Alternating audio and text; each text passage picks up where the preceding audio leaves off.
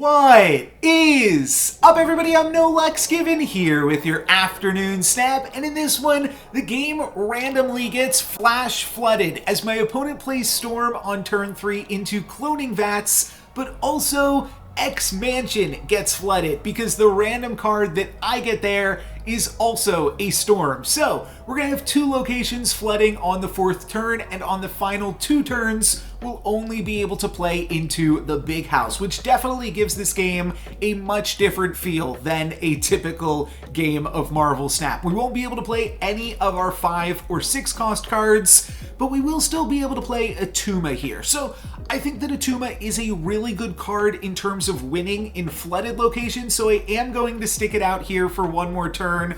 I was debating retreating to my opponent's Snap because they are already playing Storm in their deck, so they are potentially more used to dealing with flooded locations, but I'm hoping that we are going to be able to steal this win in that first flooded location with our Atuma. My opponent plays Mysterio plus Angela to add a bunch of power across the board, and where this is tricky is I don't exactly know where the real Mysterio is. So I don't know if in the big house I'm already losing by 4 or if I'm tied with my opponent, but I'm gonna play it out here. I think that's a chance that I have got to take, and because we played Green Goblin into the cloning vat earlier, I do still have another Green Goblin that I can play this turn alongside Armor. My opponent isn't going to add that much power to the big house themselves, only playing a Black Widow, so I'm at least winning in the big house by 1. The problem is, I don't have a play for this turn.